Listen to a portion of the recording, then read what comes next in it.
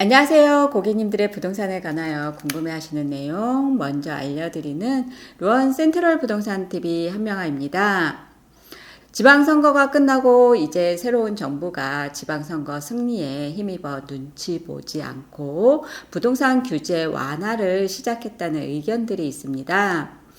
새로운 정부의 국토부 원희룡 장관이 전 정부와 다른 행보로 가고 있는 부분을 찾자면 정부 주도의 정책 위주에서 민간 참여 정책으로 바뀌었다고 볼 수 있습니다.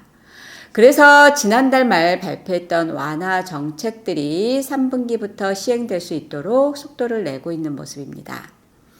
그럼 완화의 속도를 내고 있는 규제 완화 부분 몇 가지 한번 살펴볼까 합니다.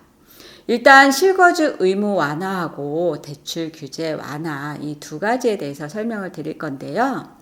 우선 실거주 의무는 기존 정책에서 분양가 상한제 아파트를 분양받을 때 주택담보대출을 받을 때 이렇게 두 가지의 실거주 의무가 들어가 있습니다.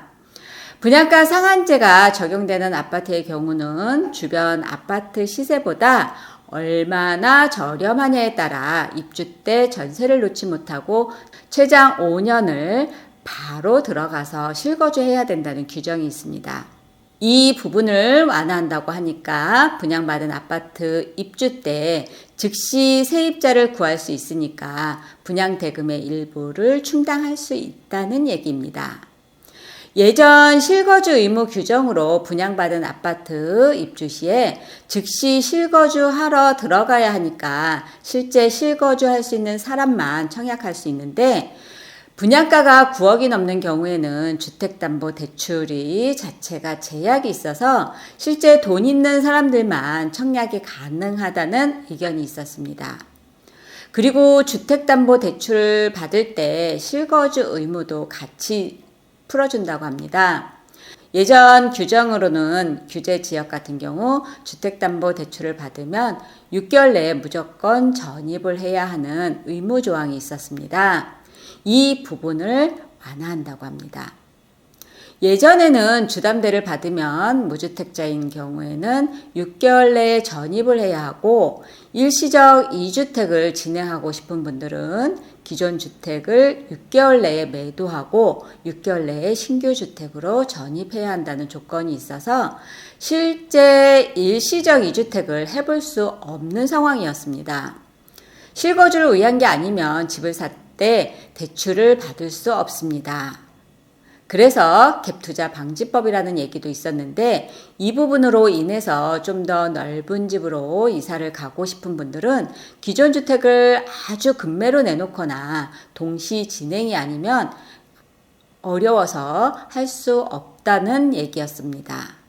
이제 급하게 기존 주택을 매도해야 하는 부분이 없어진 것이니까 일시적 2주택으로 비과세 받는 부분이 좀 더 쉬워졌다고 볼 수 있습니다. 여기에 생애 최초 주택담보대출 비율을 기존의 60-70%에서 80%로 완화한다고 합니다. 예를 들면 규제 지역에서 5억짜리 아파트를 매수한다고 했을 때 3억 대출에서 4억까지 대출이 가능하다는 얘기입니다. 이렇게 주택담보대출 한도가 늘어나고 실거주 의무까지 완화되었기 때문에 이제 매수를 기다리시는 분들 매수하기가 좀 더 수월해졌을 것으로 보여집니다. 하지만 LTV는 늘어났지만 DSR이 늘어나지 않아 고액 연봉자들만 늘어난 LTV로 매수하기 쉬워졌기 때문에 요즘 같은 저렴한 타이밍에 매수할 수 있는 혜택을 고액 연봉자에게만 준다는 얘기가 있었는데요. 소득이 높지 않은 층들도 주택담보대출 완화 효과를 볼 수 있도록 50년 만기 모기지를 출시해서 청년층의 대출이 과도하게 제약되지 않도록 하겠다는 부분까지 같이 발표가 됐습니다. 지금까지 대출의 최장 만기가 40년이었는데 이제는 50년 초장기 만기를 만들겠다는 완화되는 부분을 우리가 시뮬레이션으로 돌려보면 이렇습니다. 현재 연봉 3천만 원이신 분들이 금리 4%, 40년 만기 상품으로 신용대출이 없다면 DSR 규제 40% 한도 내에서 빌릴 수 있는 주택담보대출은 1억 8천만 원에서 1억 9천만 원 정도가 됩니다. 그런데 대출 기간 초장기 모기지 상품 50년짜리가 나오면 40년으로 나눠내던 걸 50년으로 나눠내도 되니 매월 갚아야 하는 대출 상환액이 낮아졌기 때문에 대출 규모를 늘릴 수 있다는 얘기입니다.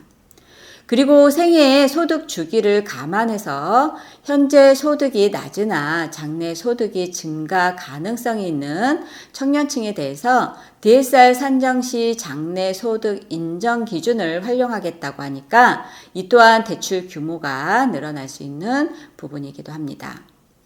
상환 능력이 과소평가되기 쉬운 청년층의 대출 한도가 확대될 것으로 기대되고 있습니다.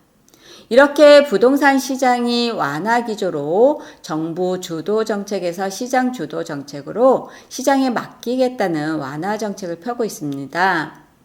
새 정부의 정책이 모처럼 움츠러들었던 부동산 시장에서 어떤 결과를 낳을지 예측하고 행동하는 부분은 우리들의 판단의 몫으로 남게 되었습니다. 계속해서 규제 정책만 나오다가 완화 정책의 핑크빛 무드로 가고 있어서 약간은 낯설게만 느껴지지만 정부의 이런 완화 정책 덕분으로 사고 싶은 사람들은 살 수 있게 되고 팔고 싶은 사람들은 팔 수 있게 되기를 바라는 마음뿐입니다. 이제 부지런하게 부동산을 보러 다닌다고 하면 아마 한 가을쯤에는 내 집 마련이 될 듯합니다. 저희 센트럴 부동산하고 상의하시면 좋은 해답을 찾아드리도록 하겠습니다. 이상으로 항상 고객님들과 같이 생각하고 고민하는 로원 센트럴 부동산 TV 한명아였습니다. 감사합니다.